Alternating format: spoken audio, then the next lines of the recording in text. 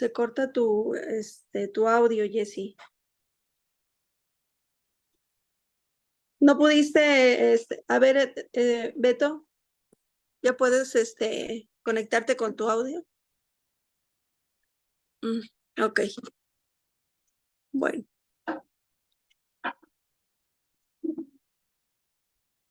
Hola, buenas tardes. ¿Me escuchan? Fuerte y claro. Sí, perfecto. Ok, gracias, doctor. Bueno, buenas tardes. Una disculpa por los inconvenientes. El día de hoy nuestro compañero Alberto Mireles es nuestro moderador, pero ha tenido algunos problemas de conexión. Entonces, pues vamos a iniciar. El día de hoy nos apoya el físico Daniel Ruesga Vázquez. Él está en el servicio de oncología del Hospital General de México, doctor Eduardo Liceaga.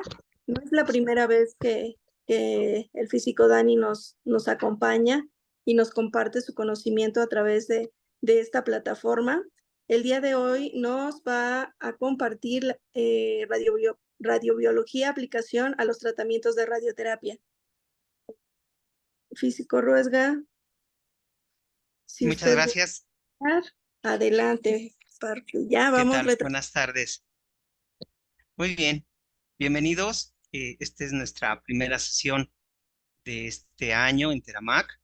Esperemos verlos en las siguientes sesiones.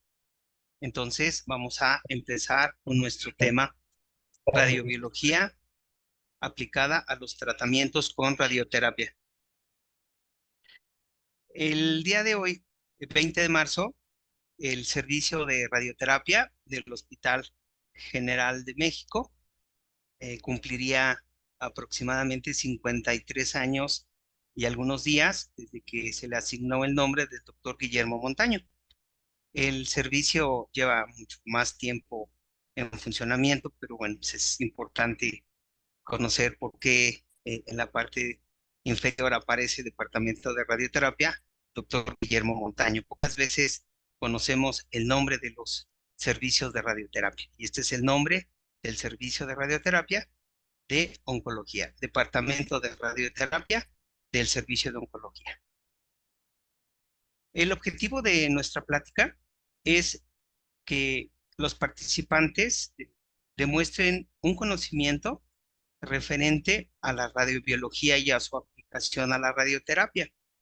Vamos casi al final de nuestra plática a elaborar un registro donde la radiobiología va a tener un papel importante acerca de la decisión de un tratamiento radiante, y vamos a intentar conocer los elementos de los histogramas, volumen, dosis, para prevenir riesgos a órganos de paciente, al paciente y a nosotros como trabajadores. En la primera etapa vamos a hablar acerca de la célula, vamos a conocer la composición y ciclo de vida celular, vamos a conocer nuestras características como ser humano desde el punto de vista de la composición celular y hablar de lo que es la radiobiología. Nosotros hemos entendido que la célula tiene dos grandes elementos. Es una parte externa que está limitada por una membrana, y esta membrana nos va a permitir eh, determinar o tener un volumen físico, aquí está la membrana, un volumen físico sobre lo que nosotros vamos a conocer como célula. La célula está formada por una membrana plasmática, es decir, tiene una alta capacitancia o una alta concentración eléctrica, y eso le da una función de poder permitir el paso de iones a lo largo de ella. Estos iones van a entrar al interior de la célula como nutrientes y la van a mantener viva. Eso es algo importante. La célula es un ser vivo. Ahora, la célula en su parte interna tiene dos características importantes. Va a contar con con un citoplasma, que es una sustancia propia de la célula, es el elemento principal de su parte interna, y el citoesqueletos. La célula, si bien en su interior está formada por elementos, el citoesqueleto le va a dar forma de célula y le va a dar soporte a los elementos que conforman a la célula. Adicional, la célula en su parte interna tiene un núcleo y este núcleo tiene ADN. Recordemos que el ADN es la característica fundamental genética que va a permitir la transferencia de la información genética a lo largo de la vida de la célula. Esta vida celular tiene un ciclo. Nace, se desarrolla y al final va a morir. En este ciclo celular, la célula tiene diferentes etapas o intervalos que van a desarrollarse en tiempos específicos aproximados. Estos estudios se hacían utilizando elementos como carbono 14. Entonces, entendemos que el primer intervalo, o G1, dura aproximadamente 9 horas. Luego aparece la etapa de síntesis, donde se copia el ADN, que es aproximadamente 10 horas. El intervalo 2, que es el crecimiento de la célula, y que además es donde se produce la reproducción o la partición celular, que lleva aproximadamente 5 horas. Posteriormente a esto, vamos a tener otro momento, que es la metafase, que va a llevar aproximadamente 1 hora. Entonces, en este ciclo, en el ciclo de reproducción celular, hemos invertido como seres vivos aproximadamente 24 horas. Este es solamente el proceso de reproducción celular. Ahora, en el proceso de muerte celular vamos a tener dos aspectos importantes. Primero es la apoptosis, que es una muerte ordenada y que corresponde a la formación de nuestro cuerpo. Y la necrosis, que es un proceso de muerte debido a lesiones y daños producidos por agentes. Estos daños nos van a ocasionar muerte en nuestras células independientemente de su estado o de su ciclo. La apoptosis, por ejemplo, fue la responsable de darnos forma cuando nos estábamos formando en el interior del cuerpo de nuestras madres. Los daños celulares que provienen de agentes dañinos son de diferentes formas y de diferentes magnitudes. Podemos identificar los agentes dañinos como los agentes físicos. Un agente físico, por ejemplo, sería el corte de una navaja sobre nuestra piel. Entonces ahí las lesiones son directas sobre nuestra piel y las células involucradas. Los agentes químicos, como los productos tóxicos que podemos ingerir y nos pueden causar la muerte. Agentes biológicos como virus y bacterias que nos pueden afectar y nos pueden llevar a la muerte, y algunos daños estructurales y funcionales. En la imagen que tenemos en este momento es una reproducción de laboratorio donde estudié en la licenciatura, y es una imagen de la traza nuclear en un elemento sólido motivada por radiación. Veamos cómo existe la entrada de la radiación. Aquí voy a hacer unas anotaciones. Tenemos el ingreso de la radiación al interior de este estado sólido, de este cuerpo sólido, y cómo poco a poco, a lo largo de su trayectoria, se fueron generando lo que nosotros conocemos como rayos delta, que son flujos de electrones que van a dar estas ramificaciones, hasta que se detiene el proceso en el microscopio. Esta vista es de microscopio. Podemos ver este daño en un sólido. Los sólidos tienen una característica, que es una alta concentración electrónica, pero este daño es muy similar en los productos digamos, líquidos y gaseosos, en los estados líquidos y gaseosos. Entonces, estos daños, antes de ocasionar la muerte celular, van a generar enfermedad en la célula, un proceso patológico donde la célula va a intentar reparar estos daños y continuar su vida.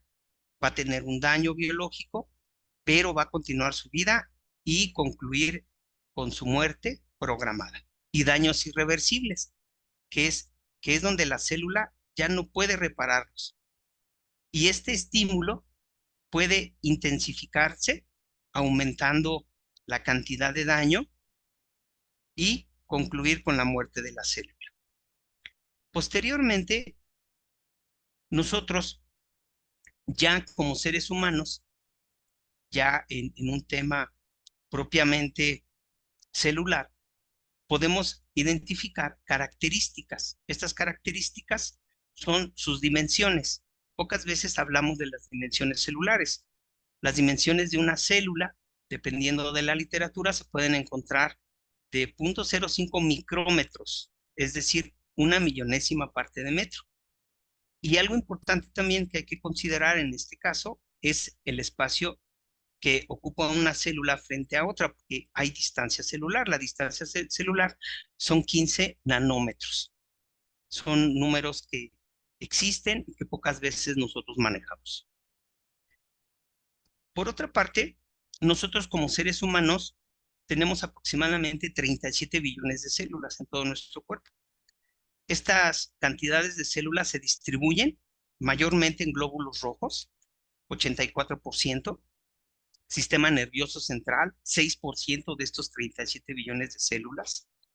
También tenemos células epidérmicas, el 5%, y células musculares. Entonces, digamos que son las células con mayor existencia en el cuerpo del ser humano. Este es el punto de vista inicial de nuestro tema. Ahora, ¿qué es la radiobiología? Primero, la radiobiología es una ciencia. Vamos a considerar, creo que me brinqué una, aquí está, sí. La radiobiología, de acuerdo a una entrevista que le hicieron a la doctora Marcela Garabalino, ella es argentina, define la radiobiología como una ciencia que pertenece a la biología, que estudia los efectos de los distintos tipos de radiación. Recordemos que en nuestro trabajo como radioterapia utilizamos radiación ionizante, pero también la radiobiología se extiende a la radiación, por ejemplo, lumínica, como los rayos láser, y puede ser también térmica, que también nos generan daños. Y es una disciplina que estudia la respuesta biológica, los mecanismos y las modificaciones y las lesiones que se producen luego de la absorción de la radiación ionizante y no ionizante sobre los seres vivos. La radiobiología para su estudio considera tres aspectos fundamentales. El primer aspecto es de lo macro a lo micro. Estudiar las modificaciones o lesiones que aparecen en el organismo y después hacer una correlación hacia el nivel molecular. El segundo es estudiar lo que sucede a nivel micro, a nivel molecular, y asociarlo al daño sobre el organismo o el cuerpo completo. Hay un tercer aspecto. El tercer aspecto es un equilibrio entre los dos anteriores.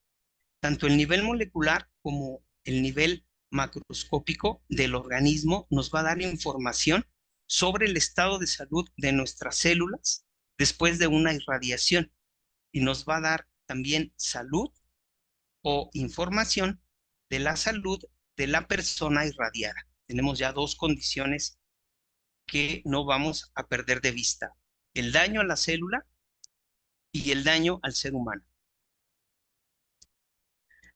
Entonces, vamos a considerar ahora el proceso de la absorción de la energía de la radiación, que nosotros coloquialmente decimos radiación, absorción de la radiación. Esta energía se deposita y la hemos caracterizado como la dosis de absorción, que es la energía sobre la masa de la persona irradiada o la energía que deposita la radiación ionizante sobre la masa del cuerpo que está siendo irradiado.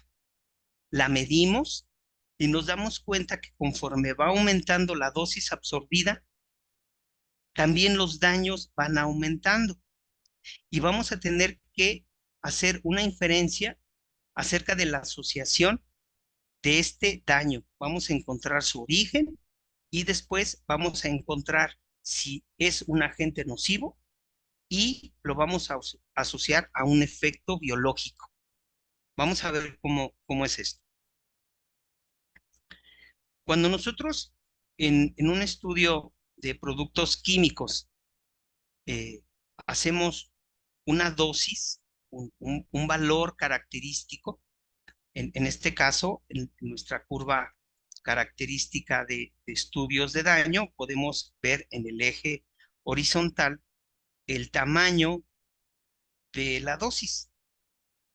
Aquí vemos diferentes tamaños de la dosis, pero este tamaño de la dosis se va a asociar a un efecto.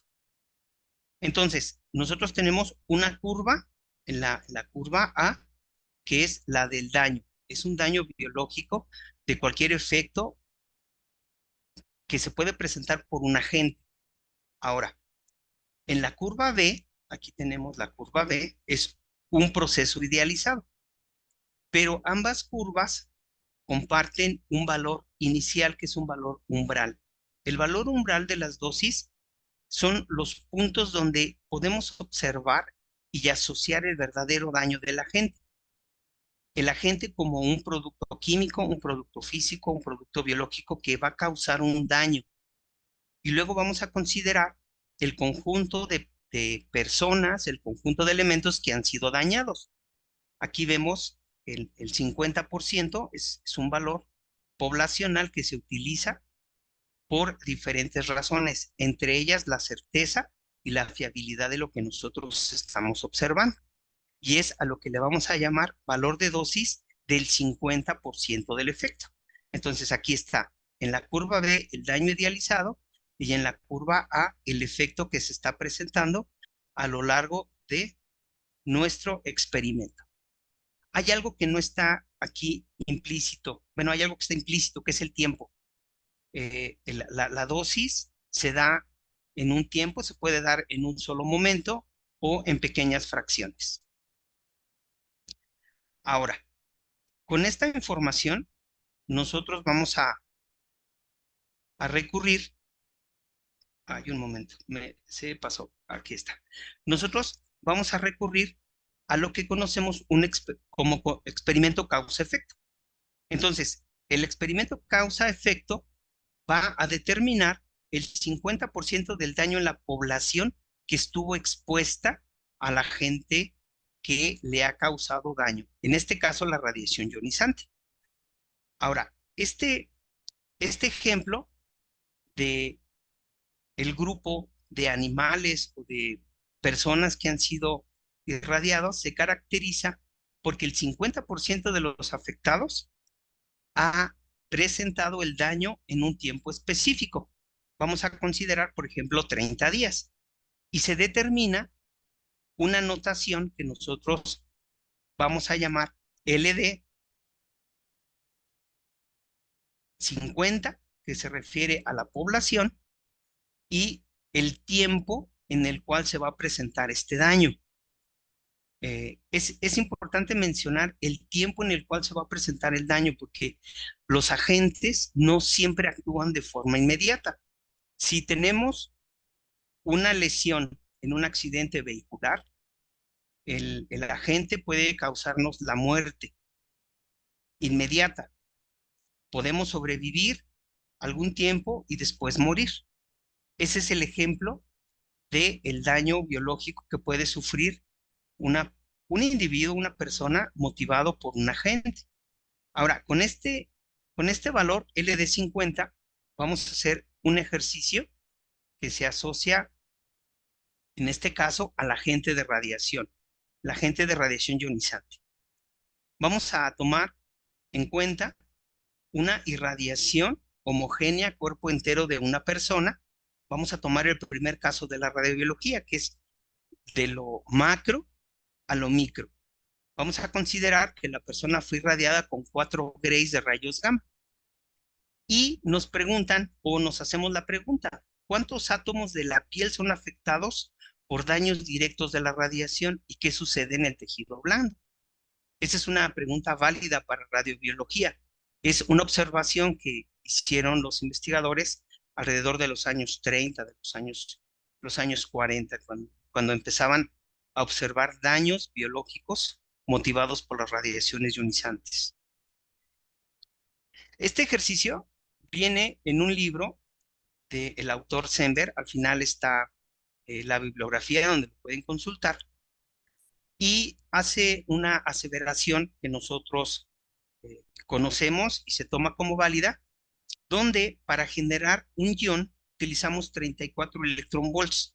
A lo largo de nuestra formación como técnicos en radioterapia nos mencionan esos valores, que para generar un ion necesitamos de 32 a 36 electronvolts. En este caso toman el promedio, y lo más importante para nosotros es que, considerando los electrones y las moléculas que existen en el cuerpo del ser humano, podemos determinar que la irradiación con 4 grays va a afectar a un número considerable de átomos y va a generar 7.3 por 10 a la 17 iones.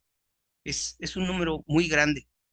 7.3 por 10 a la 17 iones. Si lo comparamos con el número de células que tenemos, es similar. Estamos hablando casi de 5 unidades en magnitud 10 de diferencia.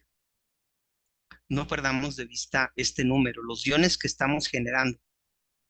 Ahora, había una segunda pregunta. La segunda pregunta estaba relacionada con el tejido blando. Para el caso del tejido blando, tenemos que hacer un proceso de retrospección y ver las características que tendría el tejido blando respecto de la piel, porque lo que estamos nosotros estudiando y que podemos ver es la piel de la persona irradiada. Y vamos a hacer ahora un estudio sobre el tejido blando.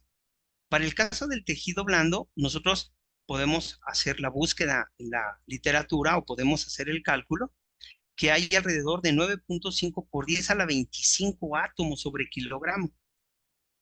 Estos átomos también van a ser irradiados en el mismo proceso de cuerpo entero y van a haber una producción de iones.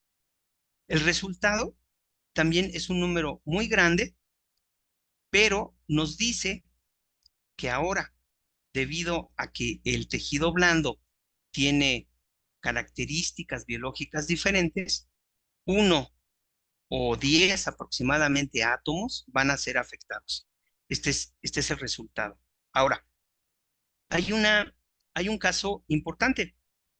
Si nosotros recordamos la imagen de la radiación ionizante que entraba al elemento sólido y veíamos cómo se generaba el camino de los rayos delta, podemos considerar que hay 10 daños adicionales por cada uno que se produce. Y entonces en el libro, en el capítulo final de este problema, nos dice que hay 7.3 por 10 a la 18 iones que se están generando en la piel. Entonces ya tenemos el primer concepto de radiobiología. Vimos un efecto macroscópico y ahora estamos viendo cómo afecta a nivel atómico. ¿Cuántos iones se generaron? Como podemos ver, es una cantidad bastante importante, pero no son todos los átomos afectados que existen en el cuerpo del ser humano, porque estamos hablando de un nivel atómico, de un nivel molecular. No estamos hablando todavía de un nivel celular. Ahora, en el siguiente caso, que sigue siendo un caso práctico, es el mismo problema. Considere que ahora es un grupo de personas, se irradia de forma homogénea cuerpo entero con una dosis de 4 grays. Cuando nosotros estudiamos radiobiología, nos dicen que el cuerpo entero tiene que ser representada en sieverts, porque ya estamos hablando de cuerpo entero. Cuando hablamos de tejidos o de estructuras, hablamos de Grace. Entonces, para no tener ninguna confusión, mantuve 4 Grace, pero en este caso serían sievert, porque la unidad de protección radiológica para cuerpo entero es el sievert, pero el sievert y el Gray tienen la misma representación, que son joules sobre kilogramo. Ahora, el ataque para resolver el problema es diferente, porque estamos hablando de un proceso poblacional. Entonces, cuando nosotros estudiamos los efectos biológicos en la población, podemos tomar un grupo de individuos y hacerles estudios biológicos. Y nosotros sabemos, por la literatura y la comunicación científica, que la dosis debida al fondo natural hasta un Gray nos van a presentar alteraciones en la sangre que se pueden ver a través de estudios bioquímicos. Y entonces nosotros tendríamos que clasificar ahora el efecto. El efecto sería un efecto estocástico o un efecto determinístico.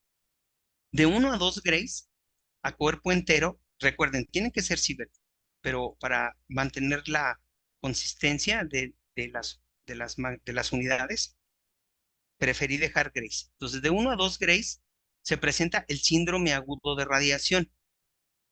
De 2 a 3 Grays, quemaduras en la piel. Y los 4 Grays presenta un valor LD 50 a 60 días. Quiere decir que con 4 Grays hemos observado que fallece la mitad de la población irradiada a los 60 días. Con 20 Grays suceden todos los efectos anteriores, pero vamos a poder observar la ulceración en la piel. Aquí está caracterizada de mayor dosis de menor dosis a mayor dosis. Y entonces nosotros ya hicimos una caracterización de los daños. Obtuvimos los daños biológicos en función de la magnitud. Ahora, vamos a hacer el siguiente ejercicio como una conclusión de caso. Como una conclusión de caso, ¿qué es lo que nosotros veríamos? Nosotros veríamos ulceraciones en el cuerpo del paciente, que es lo que nosotros vemos cuando estamos en las terapias. Cuando estamos desarrollando las terapias, en este caso terapia externa, vemos el enrojecimiento de la piel, vemos ya algunos daños motivados por agentes externos, como un agente mecánico. Vemos aquí daños por la radiación, necrosis podría ser, y algunos otros daños mecánicos que nosotros infringimos con una aguja. Entonces, para concluir nuestro ejercicio, en este caso, los dos aspectos de la radiobiología, tendríamos ahora que buscar una asociación. Tendríamos que concluir. ¿Cómo vamos a concluir? Debido a los dos casos anteriores, vamos a aplicar ahora el tercer nivel. Los efectos deterministas son claramente e inequívocamente asociados por causas de la exposición a la radiación ionizante. Así sería la metodología del estudio de la radiobiología aplicado, en este caso, a la radiación ionizante, con la hipótesis de que hubo una irradiación de 4 Grays. Ahora, vamos a considerar el tema 2. El tema 2, ahora viene la aplicación de la radiobiología. Nosotros ya observamos a nivel microscopio daños y cambios en las células del ser humano por efectos de la radiación ionizante. Vimos también que los seres humanos con 4 Sievert a cuerpo entero tienen una probabilidad del 50% de muerte. Ahora vamos a utilizar esa información para utilizarla en beneficio y la salud de las personas. Vamos a considerar que toda radiación, toda dosis de radiación o toda dosis de cualquier agente debe ser medida y debe ser caracterizada. Vamos a llamar dosis nominal estándar a la fracción de dosis que permite que en una exposición muera el 37% del conjunto de células. Este valor es bien interesante porque dice que a lo largo de las 25 fracciones van a ir falleciendo las células, el conjunto de volumen tumoral va a ir falleciendo y ya al final vamos a tener una pequeña cantidad de ellas con vida. No vamos a lograr matar todas las células que nosotros quisiéramos o nos llevaría a un proceso infinito. Y vamos a caracterizar dos dosis nominales estándar, que es la fracción de 45 Grays en 25 fracciones y 50 Grays en 25 fracciones. Con estas dosis nominales estándar, a través de los estudios de radiobiología, se ha determinado que las células que conforman la piel y la piel como una estructura puede recibir 70 Grays. Y estos 70 Grays nos van a generar daños que pueden ser reversibles. La piel se puede regenerar, puede volver no a su estado general, pero sí con una buena cantidad de recuperación. También se ha observado que el hueso como una estructura en algunas regiones y dependiendo de la cantidad de hueso que estamos irradiando puede resistir 60 Grays. Es un concepto que le llamamos radioresistencia. Y el cristalino, en este caso, 1.5 Grays. Estas serían nuestras complicaciones que tendríamos que controlar en la radioterapia, porque la radioterapia siempre irradia piel, siempre irradia hueso e irradia también otras estructuras cercanas a las zonas de tratamiento, como el cristalino. Tenemos también algunos valores, dependiendo de la dosis nominal estándar y del volumen que nosotros vamos a irradiar. En este caso, la parótida. La parótida, cuando recibe de 30 a 40 Grays y es irradiado un volumen del 36%, vamos a reducir su capacidad de producir saliva. Y la capacidad de producir saliva está asociada a la nutrición del paciente. Entonces, el otro problema que vamos a tener nosotros cuando estamos haciendo una terapia radiante es mantener dosis altas para controlar los volúmenes tumorales y por otra parte mantener aceptables las dosis a tejidos sanos. Y vamos a utilizar indicadores para optimizar nuestros tratamientos. En el caso de la parótida, un indicador sería el valor de 30 Grays. Tenemos algunas otras estructuras, pero esas las vamos a analizar más adelante.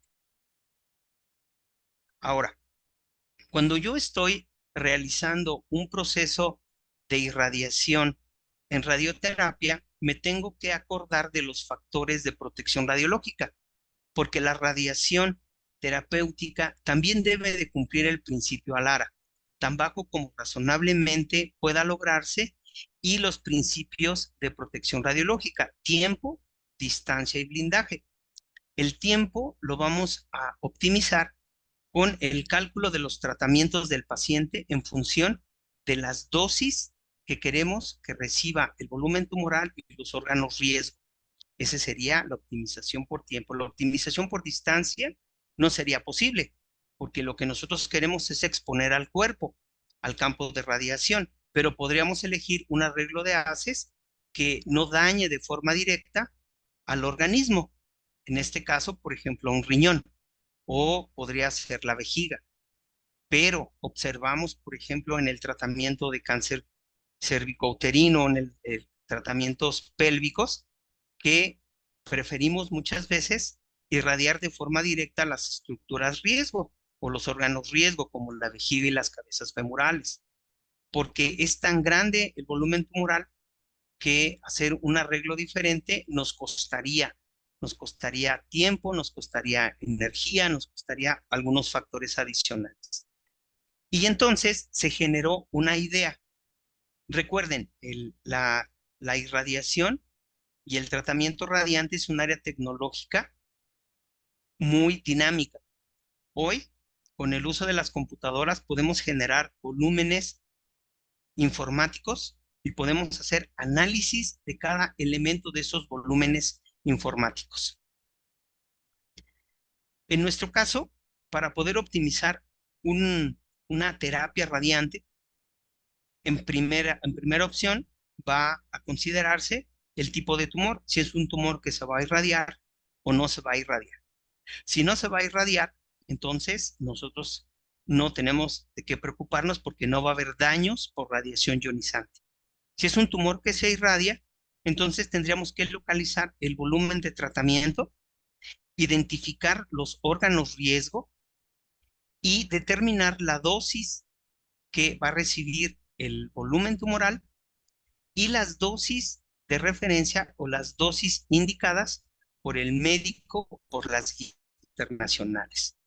Número total de fracciones que se van a desarrollar en la terapia, número de campos de tratamiento, su geometría, es decir, su angulación, su tamaño respecto del volumen tumoral y sobre todo una evaluación de la dosis a órganos riesgo. El resultado que nosotros conocemos hoy en día es la gráfica dosis-volumen. En la gráfica dosis-volumen, en el eje horizontal, nosotros vamos a ver el valor de Grace, el valor de dosis. Nosotros podemos hacer un histograma parcial de una dosis, de dos dosis, y ver cómo se va acumulando este agente en el cuerpo del paciente. Este caso es un DBH de cabeza y cuello. Vamos a ver cómo funcionaría la radiobiología en este caso. No tenemos información acerca de los campos de tratamiento, no sabemos si es de intensidad modulada. Lo que sí sabemos es que es de alta tecnología, porque hay un DBH. Ya tenemos una herramienta informática que nos está ayudando. Este es el resultado, un poquito más grande para que lo podamos analizar. Podemos observar y podemos hacer un análisis de este DBH. Vamos a ver aquí los volúmenes de interés clínico, el PTB y el CTB. Y en el eje vertical tenemos el porcentaje de volumen que fue irradiado. En este caso, el 100% del volumen tiene una dosis específica, aproximadamente 65 grays. Aquí estaría, voy a cambiar de color para poder verlo bien, a ver si se observa. Aquí está. Oh, qué buena línea.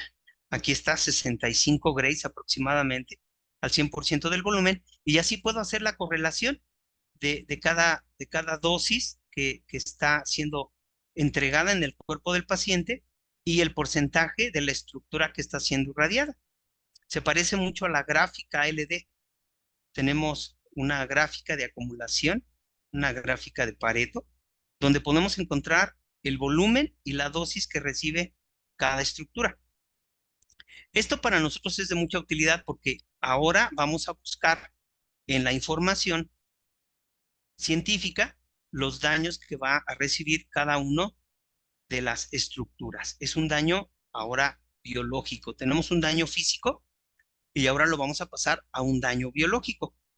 Este daño biológico puede ser muchas veces mayor al daño que nosotros estamos pensando. Las dosis biológicas son mayores a las dosis físicas. Entonces, nosotros en el primer ejemplo vimos que el PTB de un 90 a un 100% recibía de 45 a 70 grays. Voy a regresar al volumen a la gráfica más grande y lo voy a volver hasta que podamos entender cómo se analiza este estudio. Entonces tenemos aquí el PTB, y aquí están las dosis que van a recibir. Desde 45, porque es la dosis nominal estándar, 45 grays, aquí está 45 grays, la dosis nominal estándar, hasta 70 grays, un poquito más de 70 grays. Entonces, aquí hay una respuesta de las células y un daño biológico. Esto es lo que nosotros estamos buscando. Vamos a analizar aquí otra estructura, en este caso la parótida. Voy a usar el mismo color en amarillo. La parótida tiene su curva y termina aquí en 60 grays. No se ve. Voy a cambiar de color. Voy a poner en color azul, a ver si no nos confundimos. Aquí la parótida, aquí estoy pintando la imagen de la parótida, menos del 10% del volumen de la parótida recibe 60 grays. Estoy teniendo información de la dosis que recibió y el volumen que fue irradiado. Ajá, el número de células o la cantidad de células que fueron irradiadas. Voy a ver LD50, aquí está LD50, aquí hago la correspondiente alineación y aquí está LD50, 25 grays aproximadamente. Esta es la información que estoy obteniendo de la computadora. Tengo que asociarla con la información que observo en mi persona. Entonces, a través de la informática, obtengo que estos son los valores de dosis que ha recibido la persona. Ay, perdón. Aquí. Ya hice mi tabla de datos, ya tengo mi registro de información y he visto que el 20% del volumen irradiado de la parótida recibe de 45 a 60 grays. Entonces, esta parte de la parótida va a tener ausencia de producción de saliva. También tengo que del 20 al 40% recibe una dosis de 25 a 45%. Me pide una media, el indicador me pide una media de 39 grays. Entonces, va a haber un daño del 50% al 25% en la función salival. Lo mismo sucede con el tejido de la médula ósea, pero hay que tener dos aspectos importantes de cada tejido. Si yo daño una parte de la parótida, la función de la parótida va a continuar porque es un tejido que consideramos en paralelo. Yo puedo dañar una parte de la parótida. Pero en el caso de la médula, si yo daño una parte de la médula, puedo generar un daño permanente. Por esa razón, la parótida tiene otro indicador. Tiene un indicador que a 60 grays voy a producir un daño irreversible, pero solo se va a presentar en el 6% de los pacientes si esta dosis de 60 grays es menor al 5%. Esas son las indicaciones que yo tengo del estudio de radiobiología. Ahora, ¿cómo me va a servir a mí? Yo tengo que hacer un estudio del tipo de daño que va a recibir mi paciente de acuerdo a la dosis que está recibiendo. Puede ser un daño total, como la dosis de 70 grays, puede ser un daño total de 70 grays al CTB, y en el caso de la parótida, con 50 grays al volumen del 20%, hay un daño total, pero es un volumen pequeño. Aquí el médico tiene que definir si acepta ese valor que yo le estoy entregando en mi planeación o me da la indicación de generar un nuevo plan. En el caso de la médula, puedo tener a 45 grays irradiando un volumen del 0%. Aquí me equivoqué, era 5%, era 0.5%, un daño total, 35%, que fue la dosis que recibió, el 40% del volumen es un daño parcial. Y esos daños los acepta el médico y nosotros como físicos o como planificadores. Si yo considero que el daño parcial no se puede modificar o no puedo hacer un plan de mejor calidad, entonces yo lo presento al médico. Vamos a ver cómo utilizamos estos valores. Ya por último, nosotros vamos a tomar una acción de acuerdo a esta tabla de daños. Esta acción va a corresponder en la siguiente forma: disminuir la dosis total de terapia. Eso es algo que se utiliza mucho en terapias de alta tasa de dosis. Cambiar las dosis de fraccionamiento para proteger tejidos o estructuras que deben preservarse y que no hay otro mecanismo. Cambio de angulación del haz de radiación o distribución de fuentes de radiación en los volúmenes irradiados. Protección mediante multihojas. Aquí puse un ejemplo de la protección de multihojas y cambio de angulación. tenemos dos tratamientos. Uno con las líneas rojas que afectan a la parótida en menor porcentaje que las líneas en azul. Las líneas en azul o la angulación en azul dan un golpe directo a la parótida. Aquí estaría la parótida y entonces yo tendría que modificar esa angulación. En el caso de las multihojas, aquí tenemos el ejemplo de cómo podemos, en una terapia conformal, modificar de forma manual la posición de las dosis altas y utilizar el blindaje. Y por último, si fuera una optimización moderna, cambiar las prioridades de radiación para obtener una mejor irradiación en las terapias radiantes. Como podemos ver, la información que nosotros obtenemos de los volúmenes en los histogramas y también en las condiciones de radiación, nos permiten aplicar la radiación y su dosis absorbida en el paciente de forma segura. Entonces, ya con esas condiciones, nosotros podemos hacer lo siguiente. Podemos hacer combinación de planes de tratamiento. En este caso, la imagen que vemos aquí es un paciente que recibió braquiterapia. Aquí están las lesiones ocasionadas por braquiterapia. Son las lesiones externas que observamos. No podemos ver su interior, base de lengua por braquiterapia. Y ahora va a recibir un campo de radiación externa. Esa sería una condición y una aplicación de los efectos radiobiológicos. Al cumplir los objetivos de la limitación de la dosis, se mantiene el control tumoral y la salud en los órganos riesgo.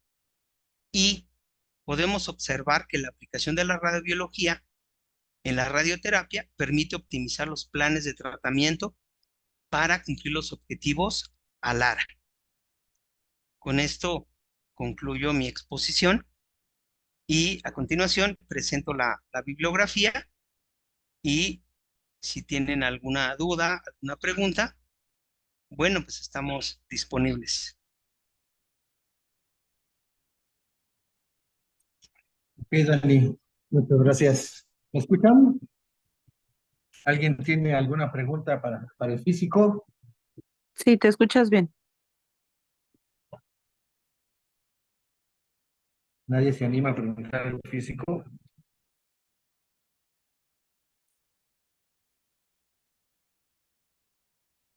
Vemos el chat. Sí, claro. No hay.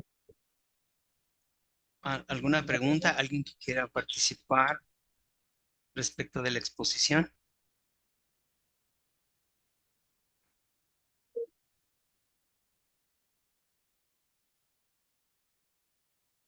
Pues Dani, como siempre, muy amenas tus Hay una pláticas. manita alzada por ahí. ¿Quién?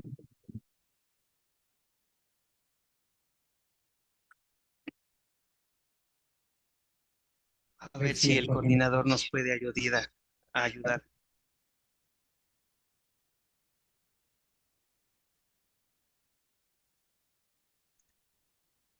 ver si nos puede escribir al chat la persona que levantó la manita.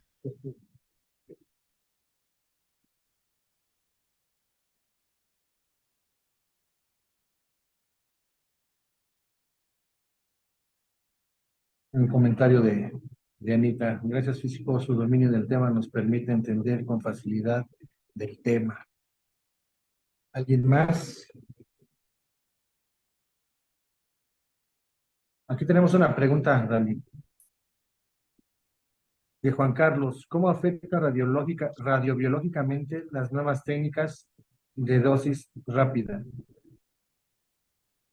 Sí, vamos a considerar dos aspectos importantes. El primer punto que tenemos a considerar es el daño biológico que va a afectar a nuestra persona o al volumen tumoral. Si es golpe directo por daños estructurales o va a ser motivado por efectos secundarios como la radiólisis del agua. Ahora, hay otra condición. el número de haces que estoy usando. Los números de haces en las terapias o técnicas rápidas son elevados. Si usted considera 50 grays en un solo haz de forma directa, va a afectar solamente la región irradiada y rápidamente va a llegar a 70 grays. Si usted divide el campo en dos, una parte va a recibir 35 grays y la otra 35. Y así es como vamos distribuyendo este daño biológico. Por eso las técnicas de dosis rápidas son seguras y el efecto principal es daño directo, daños estructurales y posterior una revisión clínica para observar los daños secundarios o motivado por productos químicos y daños biológicos como las infecciones.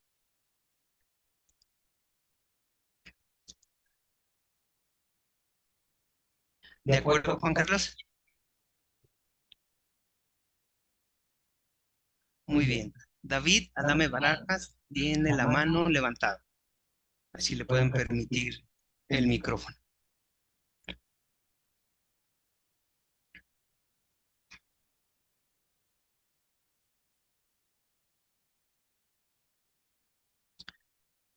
O David, ¿nos puedes escribir al chat?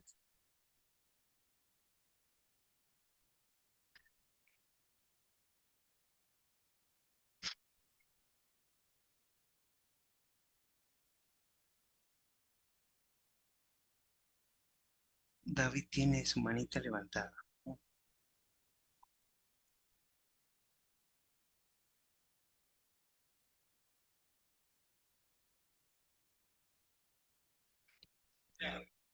¿Sí? Sí. David. Ajá. De hecho, tiene habilitado para que pueda Muy exponer bien. su pregunta. Luis Colín, ¿verdad? ¿Qué ventajas nos puede platicar de las terapias combinadas quimio, radio, en relación con la radiobiología? Muy bien. Sí, sí, Luis, aquí hay que tener en cuenta que los agentes biológicos que van a ser dañados por la quimioterapia y la radioterapia, los agentes biológicos que causan enfermedad a la persona, son las células oncológicas. Entonces, los agentes que van a causar daño a este elemento biológico que se llama tumor van a ser los elementos químicos. Los elementos químicos pueden afectar dañando la célula y eliminándola a través de los procesos de necrosis, pero también van a alterar el citoplasma y también van a alterar el líquido extracelular, que cuando nosotros los irradiamos se puede producir una gran cantidad de efectos químicos, en este caso formación de elementos químicos que pueden llevar a la muerte a la célula por estos intercambios iónicos a través de la membrana. Por eso hay algunos tumores y hay algunas técnicas combinadas para hacer más sensibles los volúmenes tumorales respecto del daño por radiación, o al revés, hacer más sensibles las células a los daños por quimioterapia.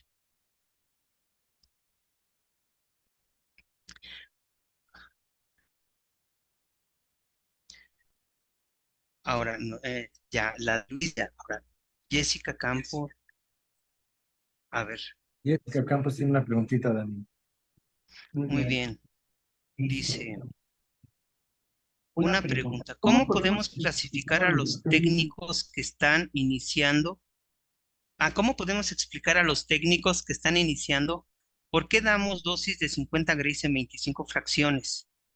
Si en uno de los ejemplos vimos 4 grays a cuerpo completo, podemos causar síndrome de irradiación. Bueno, sí. Recuerden que las gráficas de irradiación en función de las personas que no han tenido mucho acercamiento, aquí en esta gráfica, la gráfica de acercamiento, aquí está la primera gráfica, nos habla de un tamaño de dosis. Este tamaño de dosis es importante mencionar que nosotros como seres humanos somos una célula muy grande. Ah, yo cuando estudiaba con algunos amigos de biología, me decían, es que los médicos ven a las personas como una célula muy grande y la realidad es que el ser humano es un conjunto de células. Entonces, aquí ahí está la gran diferencia. Si yo, si yo me identifico como una célula grande, como una única célula, entonces el tamaño de dosis que yo voy que yo voy a poder resistir disminuye, porque un gran número de células se van a ver afectadas, por eso decimos cuerpo entero, por una alta cantidad de energía absorbida. 4 grays es una cantidad de energía que me va a eliminar mi 37% de dosis en una primera fracción y el 37% perdón, va a eliminar el 37% de células en una primera irradiación y el 37% de células en una segunda irradiación. Quiere decir que con 4 grays a cuerpo entero estoy afectando casi al 50% de mis células. Entonces, a cuerpo entero me va a llevar a mi muerte, porque tanto mis células de mi piel, de tejido blando, de mis órganos están siendo afectadas. Ahora, ¿qué pasa en una terapia? En una terapia, como les comentaba, tengo que cumplir los criterios radiobiológicos del tratamiento, que es el blindaje. Entonces, el blindaje me va a permitir limitar esa energía hacia mi cuerpo. Yo puedo limitarla nada más a la región pélvica. Entonces, las células de mi región pélvica van a ser irradiadas con esas dosis letales, pero no voy a fallecer porque el número de células afectadas en mi cuerpo entero son diferentes a la región que estoy irradiando. Por eso tenemos dos tipos de condiciones de irradiación, que es a cuerpo entero con dosis altas de 4 grays o 4 Sievert y a dosis altas a regiones específicas de 50 grays. Esperemos que eso haya contestado la pregunta.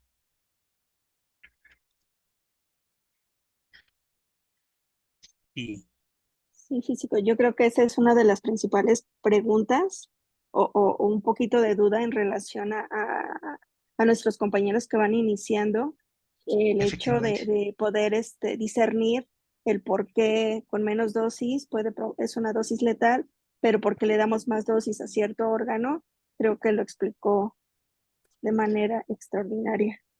Sí, de hecho, déjenme compartir. Aquí tenemos toda la presentación.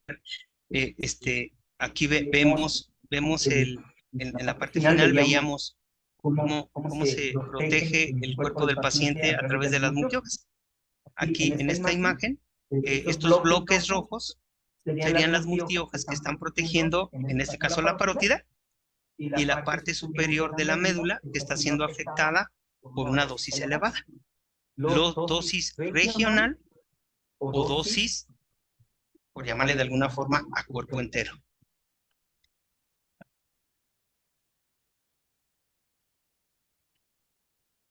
Muy bien, Dani. Y hay que recordar también que pues es regional, ¿no? Sí, la radioterapia es local. Hay algunas técnicas de radiación, por ejemplo, linfomas o problemas en la piel que irradiamos al paciente, ¿no? De cuerpo entero, que le llamamos irradiación de cuerpo entero, con dosis, pues controladas, ¿verdad?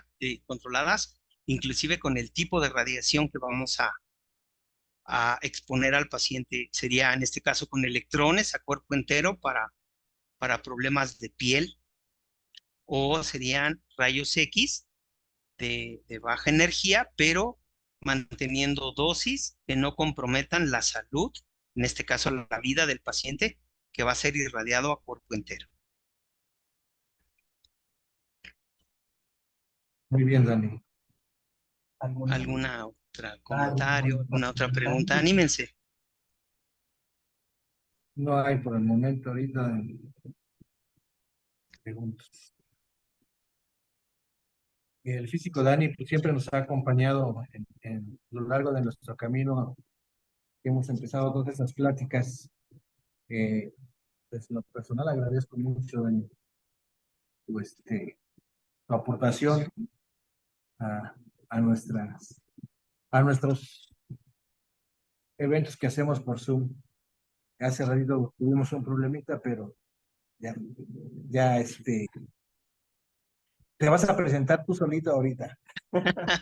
Muy bien, muy bien. Lo que pasa es que el físico pues tiene muchos trabajos y anda en todos lados, tiene muchas pláticas. Muy bien, pues sí, sí, sí. Que nos hable un poquito de él para que se presente, ya que no se pudo hacer hace ratito.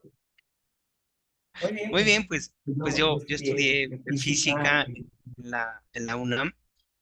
Tomé cursos de un área que se llama biofísica. La licenciatura en física tiene una gran diversidad de áreas de concentración. En este caso, yo decidí optar por el área de biofísica y posterior tomé cursos de protección y seguridad radiológica que me abrieron un panorama para la aplicación de las radiaciones ionizantes en el tratamiento de los problemas oncológicos. Posteriormente, ya, ya en funciones, viendo que yo trabajaba en un hospital y que podríamos diferenciar dos aspectos importantes de la atención de la salud, que es la atención personal, como en el área médica, individuo por individuo, y una acción poblacional, que es a través de acciones que van a beneficiar a un conjunto de personas. Decidí tomar estudios de salud pública para poder entender este aspecto importante de mi trabajo, que es física médica o la física aplicada a la salud. Y, y eso da un panorama bastante complejo y amplio de lo que nosotros podemos hacer como físicos y física aplicada a la salud.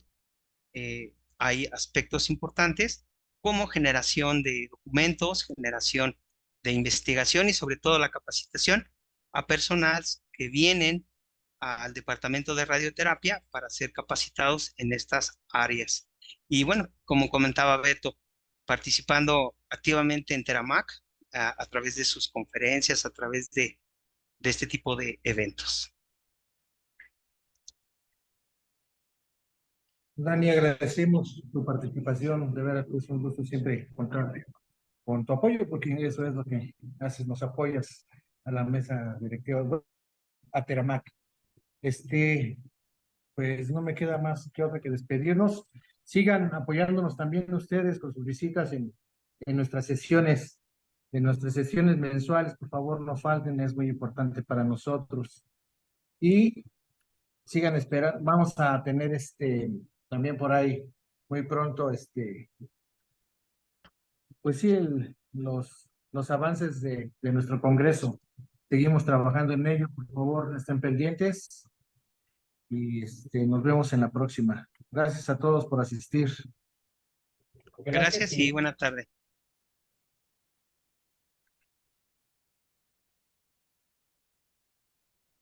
Muchas gracias a todos. Saludos. Buenas noches. Hasta luego. Gracias, Jess. Buenas noches. Buenas noches. Gracias, buenas noches, bye bye. Buenas noches, cuídense. Nos vemos. Gracias.